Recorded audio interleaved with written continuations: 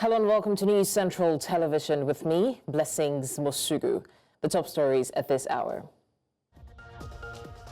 Atiku Obi David Mark lead coalition adopts African Democratic Congress ADC to challenge Tinubu in 2027 general election.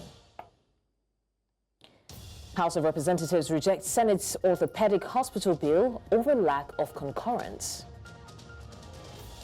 Guinea's ruling junta wants to extend presidential terms from 5 to 7 years with a 2-term limit. We've got the details in a moment.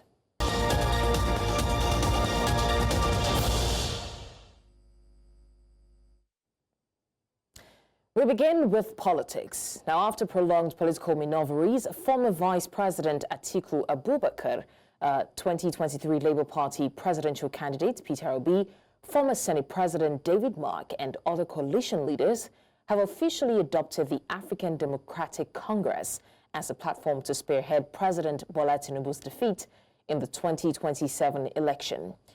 During the unveiling ceremony on Wednesday, David Mark were announced as the interim national chairman of ADC, while ex-Osun State Governor Rauf Aregbesola emerged as the interim secretary of party.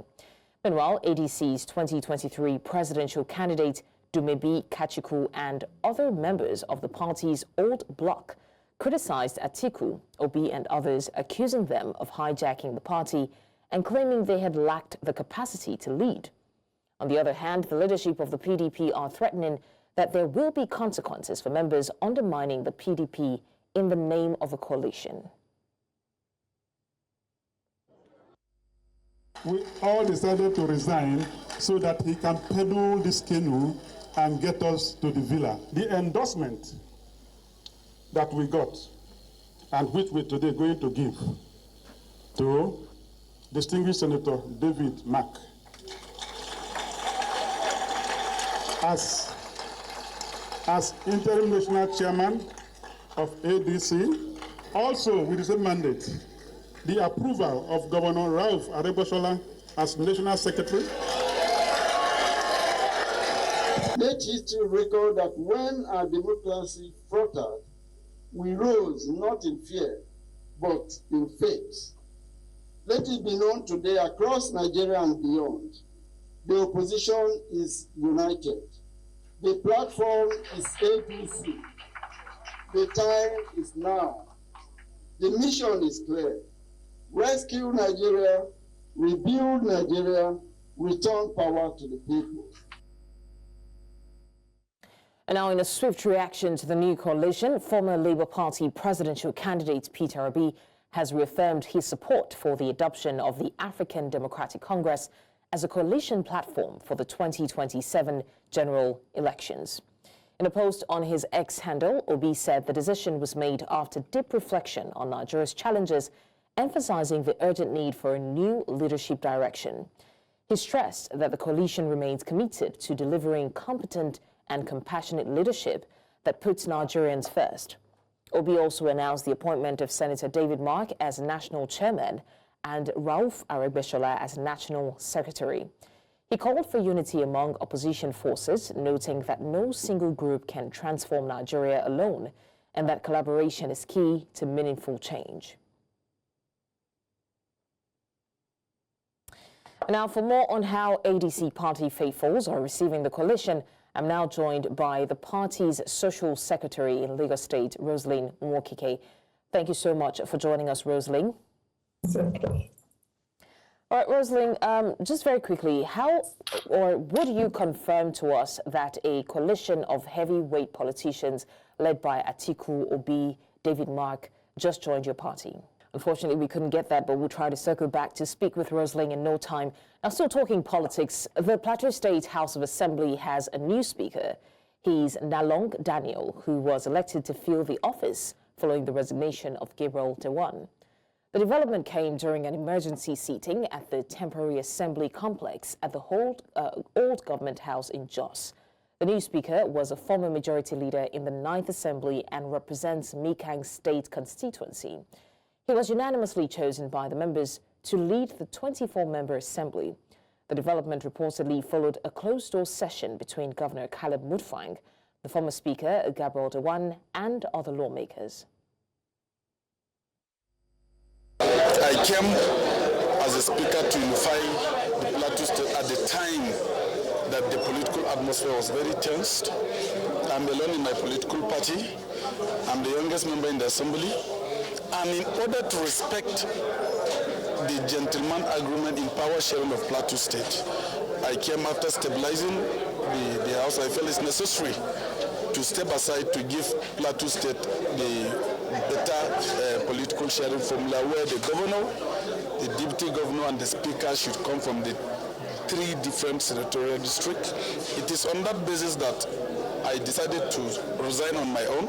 I can tell you that we are all happy today. If you see my colleagues, it was a unanimous decision that I am being made today the Speaker of Plateau State House of Assembly. And I can tell you millions of people out there are celebrating it because that is the spirit of Plateau. Plateau wants the kind of development that will reflect every zone to have equal representation. The former Speaker didn't do anything personal to us. He makes a commitment in the interests of Plateau State to step aside and to allow for the zone to be nominated the next speaker. And it is in that spirit of unity that all of us came together. And then, of course, a simple election was midwife. And then I emerged as the Speaker of the Plateau State House of Assembly. Let me congratulate the new Speaker. Today, faith has bestowed upon you this leadership. It is a weight that has been placed on your shoulders, a weight to ensure that Plateau State is governed well. Now, for more on how ADC party faithfuls are receiving the coalition, once again, I'm joined by the party social secretary in Lagos State, Rosalind Mwokike. Thank you, Rosalind, for joining us. I'm hoping that we can hear you properly now. Please confirm that you can hear me. Yeah, I can hear you. All right, thank you, Rosalind, for joining us. Okay, so I was trying to confirm, or was trying to ask you, would you confirm to us that a coalition of heavyweight politicians led by Atiku, Obi, David Mark, have just joined your party?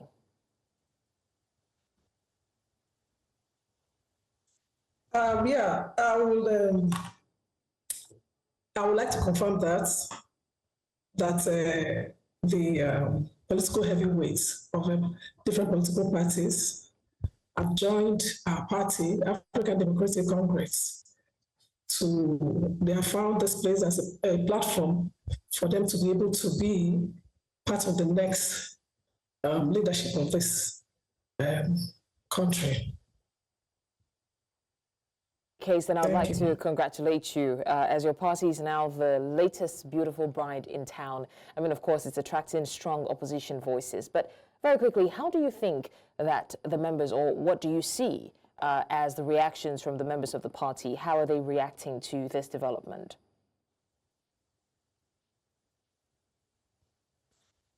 Really, the members of the party, they are happy that this is happening because actually we've been expecting it. In June 12th, we had a convergence of different political parties that joined us to celebrate June 12th, the Democracy Day. And this was extensively discussed during that meeting. So we have been expecting it, and we're happy that it happened. Okay, so I mean, while some are happy, of course, there'll definitely be some who are on the other side. And we hear that some choice members of your party, like the 2023 presidential candidate, Dumebi Kachiku, and others are criticizing the coalition and accusing them of hijacking the party structure. So if new members like David Mark and Rauf Arigbeshola instantly emerged interim leaders, those that not amount to a hijack, I mean, would you not say that that amounts to a hijack of the party as alleged by some of your members? Really, to me, I don't think that this is a hijack, so to say, because as you know, everybody, ADC is a political party for everyone. Every citizen of Nigeria that is eligible can join ADC. So them coming, the coalition that happened yesterday was cannot be likened as a hijack, but rather it is a place where we, people, find the ADC as a platform where they can actually, come and be able to give Nigerians the right leadership that we have been yearning for since this present government came into power. And for me, I would say it's just, when people come together, because what we're talking about is a coalition of different political parties coming together. Is like, European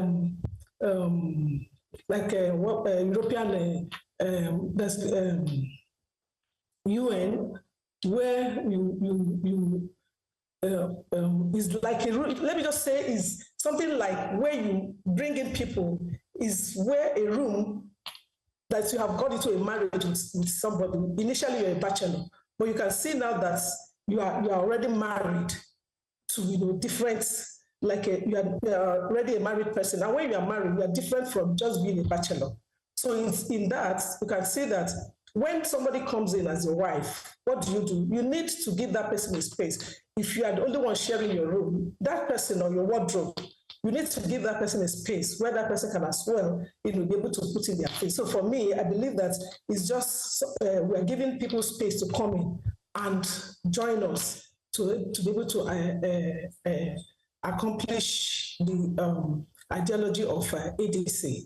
So long as they are there and they're able to go with us with our constitution, I don't think it's a hijack for me. It's not a hijack, but it's a welcome idea for us. And they are coming in as well to bring in their administrative ideas into the party. So it's a very welcome idea. It's not a hijack for me. Now, we've seen other political parties that attempted hosting the coalition end up with major crisis. Now that the coalition has adopted the ADC, are you concerned that your party may be the next victim?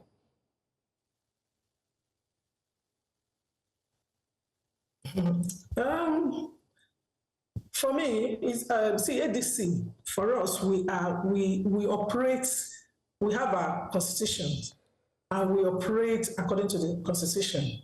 For these other parties, probably they were not. They don't adhere to the constitution of the party. But in a situation whereby, like in Lagos, we whatever that we do, we adhere strictly to the constitution of the party. Whatever that we're going to do, from the membership to governor, and even on to we adapt our constitution. So whereby the constitution is effective, I don't think other parties will come in to bring in their own ideology. Already, if they agree to accept to come into ADC, they should as well be ready to adopt the constitution of the party, and that is what has made us to stand strong right from the beginning. We are not wavering in whichever way, because we strictly go with our constitution. So I don't see that happening in ADC. All right, thank you so much, Rosaline Mokike, local social secretary for ADC, for joining us to discuss this. Now, in a rather heated session, the House of Representatives has rejected a Senate proposal seeking the establishment of a Federal Orthopaedic Hospital in Obokun, Osun State, citing the Red Chamber's repeated failure to give concurrence to several House bills. Lawmakers insist that they will no longer approve Senate-originated bills unless there is a firm commitment to reciprocate. Our correspondent, Idong Joseph, has more on this. We should step it down, and probably you find out from them what the problems and the challenges have been. The bill seeking to amend the Federal Orthopaedic Hospital Management Act to establish a new hospital in Obokun, Osun State, was introduced by the House Leader, Julius Ehonbere. I rise to move that a bill for an act to amend the Federal Orthopaedic Hospital Management Act to establish Federal Orthopaedic Hospital, Plateau State, and for related matters, SB 169 be read a second time. I so move. But before debate gained momentum, Minority Leader Kingsley Chinda raised a procedural objection, citing the Senate's persistent failure to give concurrence to multiple bills earlier passed by the House. I have a very strong reservation on seconding this bill coming from Senate. I've made this complaint and I will still make it again. We work so hard here to get bills passed, but the bills are slowed down in the Senate. Honorable Gino, please. We take Senate bills here. We should reciprocate. The objection prompted reactions from several lawmakers who unanimously agreed for an outright rejection of the bill to send a strong message to the Red Chamber. I have two bills that have been in the Senate as early as 2024. And Mr. Speaker, up to now, they've not been listed for concurrence. The same thing happened to my bills in the 9th Assembly. I don't know where the problem lies, but my suggestion is the Rules and Business Committee of the House should liaise with the Rules and Business Committee of the Senate and sign a deal. They have done that severally in the past. Very good. So it's better we make it verbatim that if they don't do our own, in the next sitting we are not going to do their own. So this bill is taken down by the leave of the House. The House then moved to consider 9 bills which passed the second reading, including a proposal to establish a national sickle cell institution, as well as an amendment to the Nigeria Police Act mandating the 15% female representation in recruitment and training. In Abuja for News Central, I am Idong Joseph. You're still live with us on the news. We'll go on a short break now, and when we come back, Nigerian Army says it remains committed to national security, protecting the citizens and safeguarding the nation's democracy. We'll bring you the details of this and more when we return. Join us.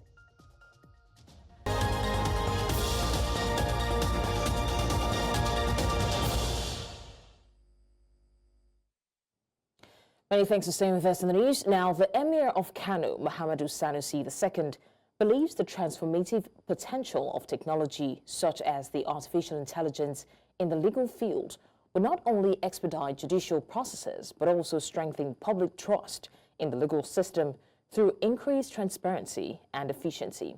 Now, he said this at the 19th Annual Conference of the Nigerian Bar Association section on business law in Lagos on Wednesday. News Central's correspondent Victor Mbadike tells us more.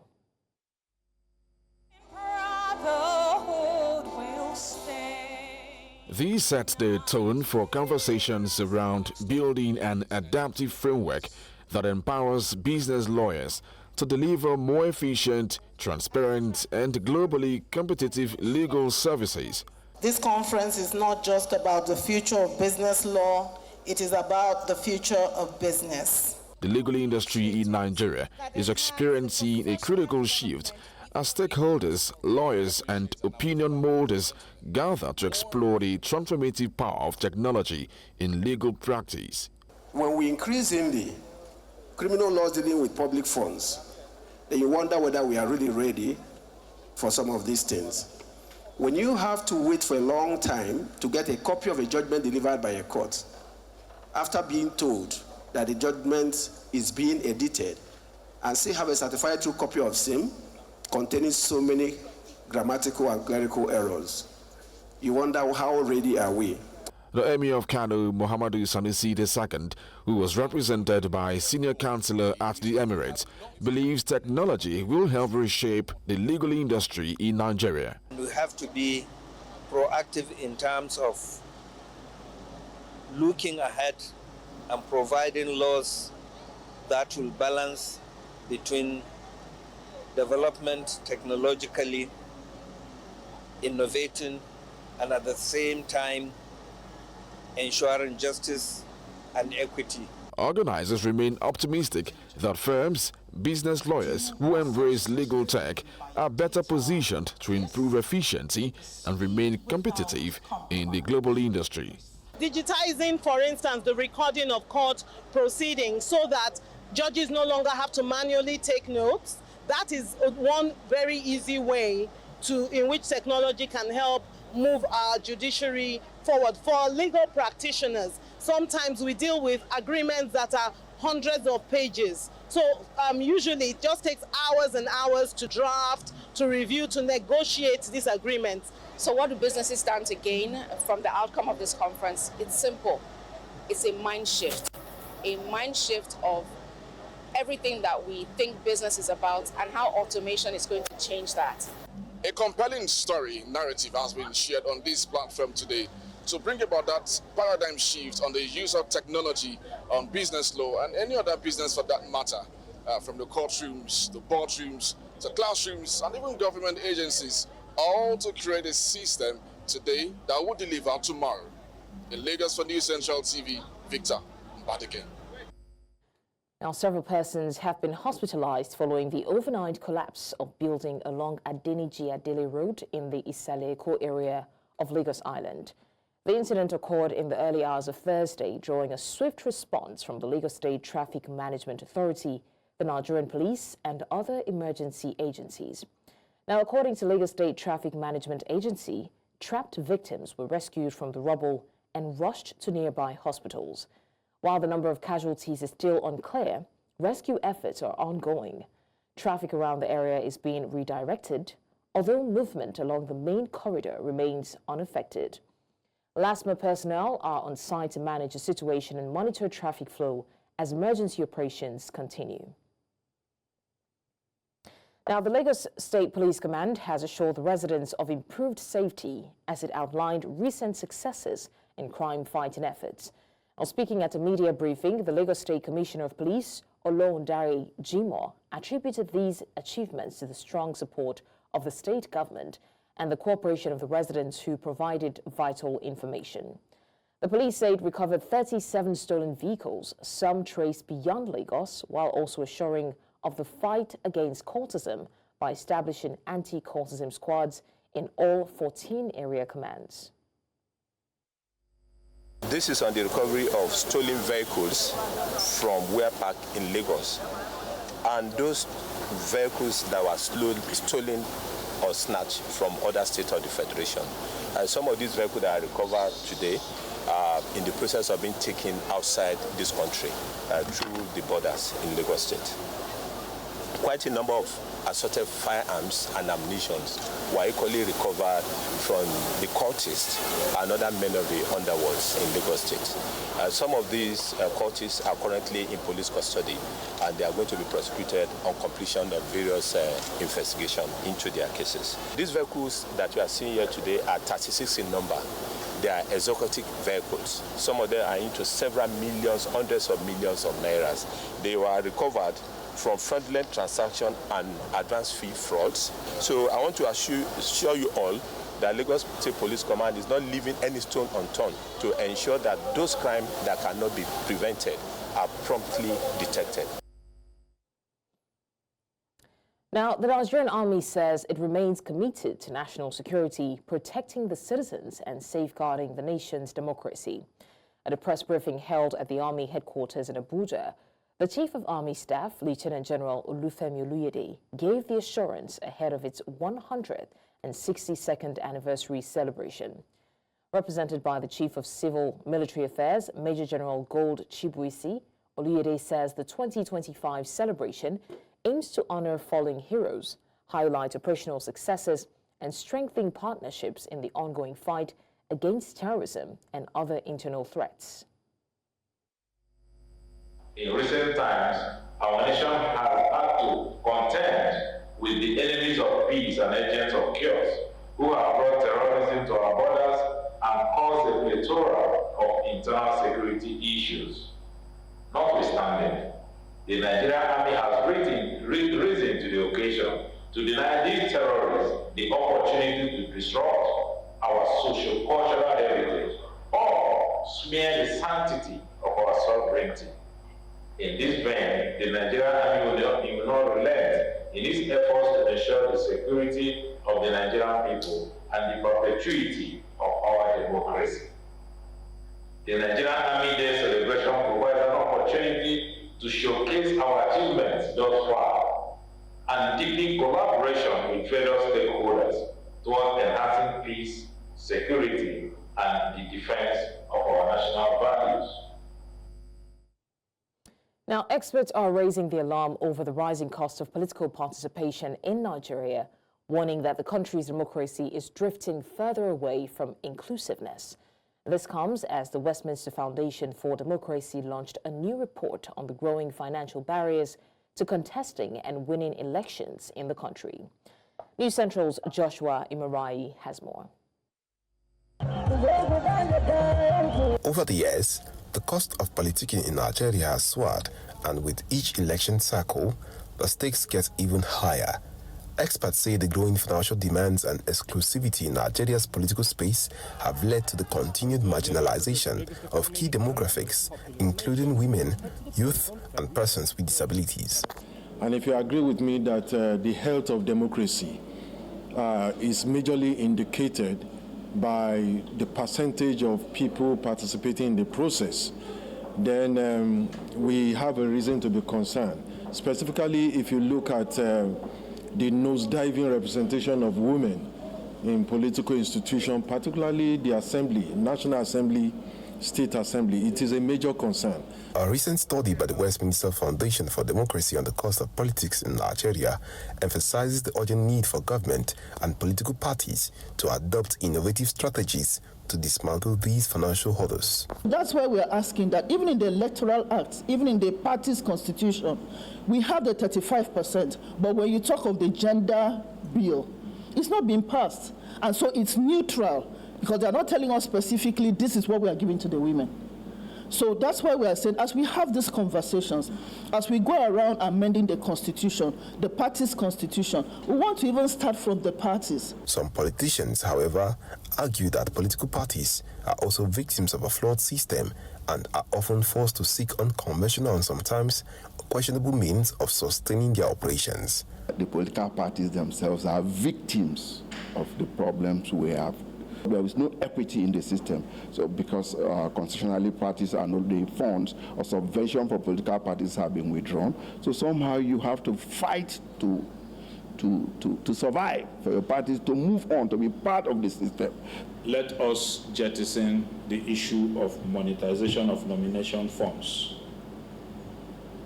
To do that successfully, because most political parties use that to generate revenue to run the party. And so if we must do that, there must be an alternative means of generating revenue to run the party. If you don't have money, you cannot run a political party anywhere. As Nigeria approaches future elections, the big question remains, can reforms lower the cost of participation and open the space for broader, more genuine representation? Only time and bold policy decisions will tell. In Abuja, for News Central, I am Joshua Imarai. Now, the federal government has inaugurated the Research and Innovation Commercialization Committee, aimed at converting research findings from Nigerian tertiary institutions into commercially viable products and services.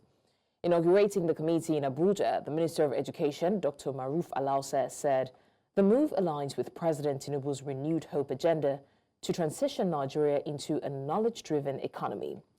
Chaired by Dr. Tayo Aduloju of the Nigeria Economic Summit Group, the committee brings together stakeholders from academia, industry, and government. Apart from transitioning research outputs into goods and services, for addressing societal challenges, the commercialization research outcomes has several other benefits. It bridges the gap between academia and industry, thereby fostering strong collaboration between universities, research institutions, and the private sector. It also facilitates revenue generation for institutions and researchers. For too long, there has been a worrisome disconnect between the academia and the industry, such that research is being conducted in our tertiary institutions has become a mere tool for career advancement. Our tertiary institutions should be a breeding ground for creativity, original thinking, and innovation that shape our well-being as well as drive socio-economic development. We will interrogate this investment and research. We think Tech Fund is a catalyst, but when we are done, we must go beyond Tech Fund to create a pathway for the catalyzation of investment at scale in research.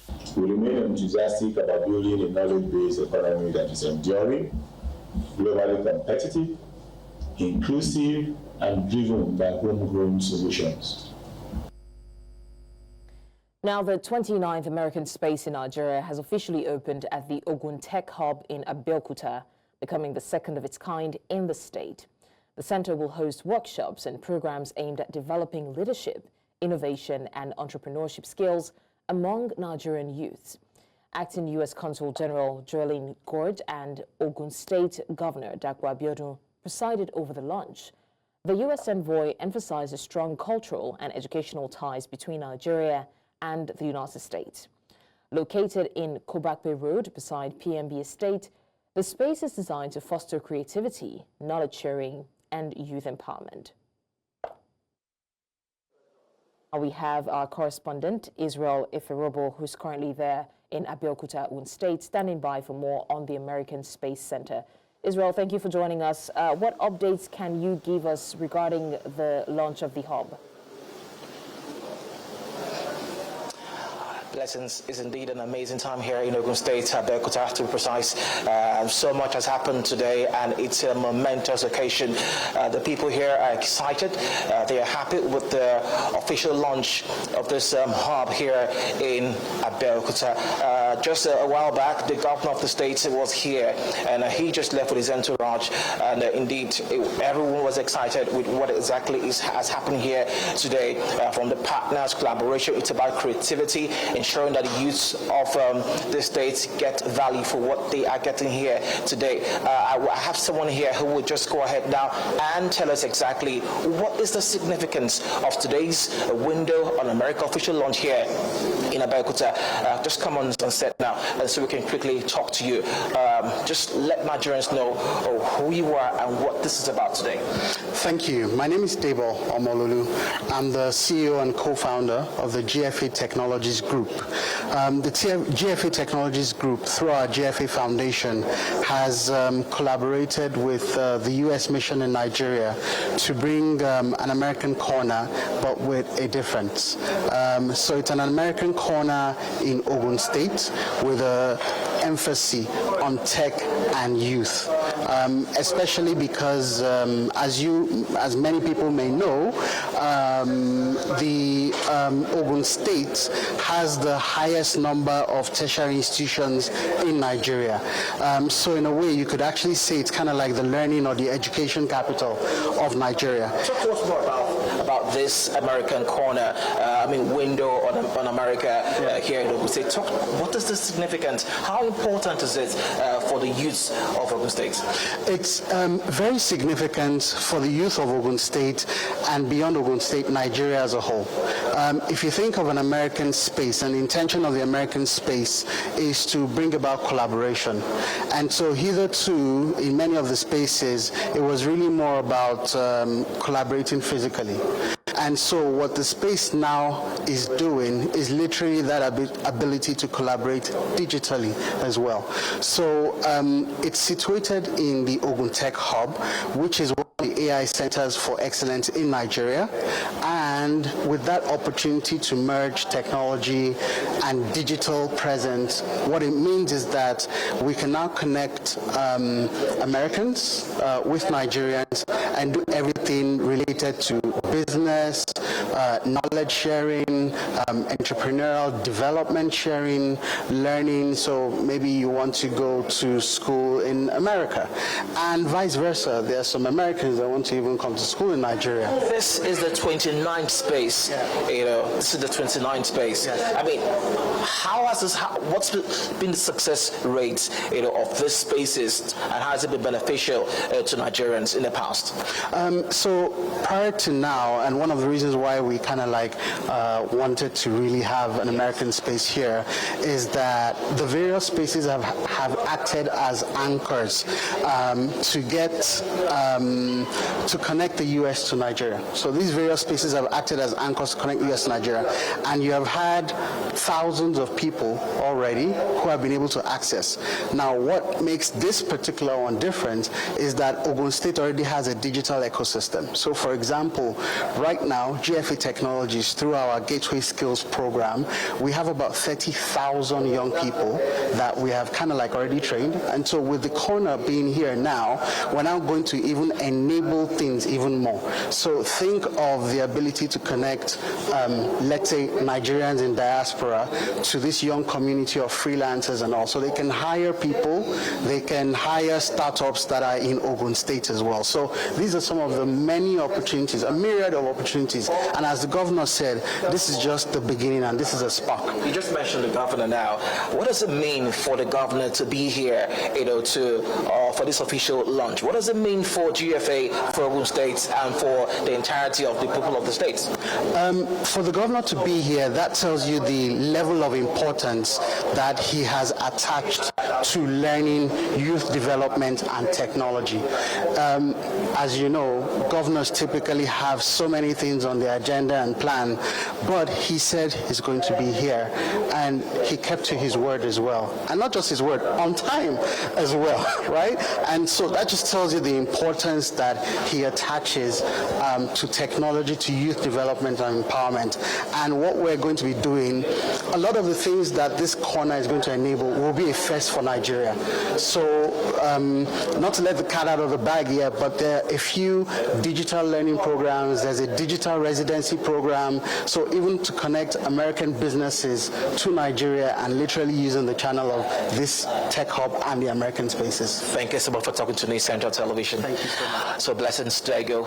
It's an amazing time here, and we just hope that the youths of the state will be able to go ahead and use this space to actualize dreams. It's a leadership platform as well. People are learning. There's a whole lot of freebies here that will aid leadership skills acquisition here in Ogun State's blessings. All right, thank you so much, Israel Ifirabo, for giving us more updates on the 29th American Center in Ogun State. Now to more stories. India's Prime Minister Narendra Modi has been conferred Ghana's highest national honor, the Officer of the Order of the Star, in recognition of his global leadership. This award was presented during a landmark state visit, the first by an Indian Prime Minister in over 30 years. During the visit, Prime Minister Modi held bilateral talks with Ghana's President John Mahama. Both leaders discussed avenues to deepen cooperation and strengthen ties between their countries. The meeting concluded with the signing of 4 memoranda of understanding. Modi is continuing his diplomatic tour and is en route to Brazil, where he will participate in the BRICS summit in Rio de Janeiro. He is also expected to make a stop in Namibia before returning to India. Now, for more insight on this story, I'm joined by Blessed Soga. Blessed is a journalist based in Ghana, and he has been trailing the story for a while now. Hello, Blessed. Thank you so much for joining us. Good to be with you. Great to have you join us as well. Now, Blessed, how significant would you say the visit of India's Prime Minister to Ghana is in the context of Ghana-India relations? Well, Ghana has not seen such of high-level visits in the last 30 years. So 3 decades of no high-level state visits to this side of the world from any other Indian leader is the reason for which this has been widely celebrated and being welcomed wholeheartedly by Ghanaian officials, and also signaling the commencement of a new era that may heighten Indian-Ghanaian relations to a much more strategic level. Is the reason for which over the last 2 days, the Indian Prime Minister, together with his counterpart here in Ghana, John Dramani Mahama, the President, have all been dialoguing on ways by which they can improve such relations. Now, in your view, what are the key areas of cooperation between Ghana and India that are likely to benefit from this visit? Well, at the last count, bilateral trade has been surging. Over 1.9 billion United States dollars is the two-way the trade that's been taking place between the two nations. You take a look at the top 5 export destinations for Ghana, and India will feature key amongst that list. So it's the reason for which many see this as an opportune moment to build upon these figures and also the likely impacts that will yield for countries such as Ghana. Ghana is also seeking to become a hub for pharmaceuticals and for vaccines. Just a couple of weeks ago, President John Dramani Mahama was in Belgium meeting with the likes of the Gates Foundation, Bill Gates himself, trying as much as possible to bring along investment that will be targeted towards that. And India is well known for pharmaceuticals. Many of their companies actually investing here, a reason for which the two countries see this as a moment where they can take advantage of that leverage on the opportunities that exist and also open up Ghana to much more vaccines that will in return feed the entire SAP region. Mind you, this is the second visit of Prime Minister Modi to the West Africa SAP region. Of course, many of us were jealous when we saw that happening in Nigeria a couple of weeks ago, but now it's the turn of Ghana, and many are hoping that by transforming this hub into a vaccine corridor, of course, countries such as Nigeria and the others across the West Africa SAP region will then be benefiting from that. All right, so India's Prime Minister Narendra Modi has been conferred the highest national honor in Ghana, the Officer of the Order of the Stars. That means that, you know, there is a partnership forming there. What impact do you think that these agreements will have on Ghana's development, particularly in sectors like agriculture, health, and of course, technology? Indian Prime Minister Narendra Modi has been addressing Parliament a couple of hours ago on that, where he was giving the opportunity to, by extension, address the representation of the people, and by extension, obviously, addressing the entire nation. His words were that India is becoming the center for SMEs and MSMEs, a reason for which he believes that that growth in and push in supporting agribusinesses and smallholder enterprises is one expertise that Ghana can indeed learn from India. Ghana has always been there, has tried to leverage on the partnership and strategic one we've enjoyed with India. Of course, the Prime Minister himself was recounting when then former President John Mahama in 2015 visited India and espoused the whole vision. So it's like, a rewind to, of course, what was envisaged back in 2015, where, of course, the dream is to have the partnership between countries such as India and Ghana to boost agriculture. But beyond that as well, he's looking at a whole continental approach where he's happy, first of all, in this address that he's giving, that the African Union is now having a seat at the G20. Mind you, from here, Prime Minister Modi is likely to be in Brazil for the BRICS summit. And once that happens, it will, of course, be feeding into what will happen later this November as the world gathers for the G20. All right, thank you so much. So he's been laying that foundation. Apologies. Thank you so much for joining us and giving us more updates on the Ghana and India possible relationship that we're hoping to see from this visit. Thank you once again for joining us. Now, Guinea's ruling junta wants to extend presidential terms from 5 to 7 years with a 2-term limit, according to a draft constitution due to be put to a referendum in September. The draft was presented last Thursday to General Mamadi Doumbouya, the head of the junta that ousted President Alpha Condé in 2021, won in a series of military coups in West Africa. It's time now to go on a short break, and when we come back, we've got more stories for you. Do stay with us. Many things are staying with us, and now to sports. Kenya has officially handed over the refurbished Moi International Sports Centre, Kasarani, to the local organising committee ahead of the 2024 African Nations Championships, CHAN. The stadium, upgraded to meet international standards, will host Group A matches and the final on the 30th of August. The symbolic handover was led by Kenya's Cabinet Secretary for Sports, Salim Mvurya, marking a major milestone in the nation's preparations for the tournament. Kasarani will welcome top teams including Kenya, DR Congo, Morocco, Angola, and Zambia. The move reinforces Kenya's growing reputation as a viable host for major continental events, with hopes of also staging future competitions like the Africa Cup of Nations. Also in sports, Liverpool forward Diogo Jota has tragically died in the car accident in Zamora province, Spain, on the A52 motorway near Palacios de Sanabria. The 28-year-old and his 26-year-old brother Andre, also a professional footballer, died when their vehicle left the road and caught fire. Emergency services were alerted around 12:35 or 1:35 local time, and firefighters and civil guard officers confirmed both were pronounced dead at the scene. Now, Jota, a Portugal international and key player for Liverpool, represented his country at 2 European Championships and was part of their 2025 Nations League winning squad. His sudden death has sent shockwaves through the football world. May he so rest in peace. Well, that's all on the news at this hour. But before we go, let's take another look at some of our major stories. Now, we told you that Atiku Obi, David Mark lead coalition has adopted African Democratic Congress, ADC, to challenge Tinubu in 2027 general election. We also mentioned the House of Representatives has rejected Senate's Orthopaedic Hospital bill over lack of concurrence. And finally, we told you that Guinea's ruling junta is set to extend presidential terms from 5 to 7 years with a 2-term limit. Remember, you may send your eyewitness report to the WhatsApp number on the screen. Also, do well to follow us on social media. We are at News Central TV. You can watch News Central live on DSTV channel 422, GoTV channel 23, Star Times channel 274, Avo TV, and YouTube. Many thanks for watching. I'm Blessings Wasugu.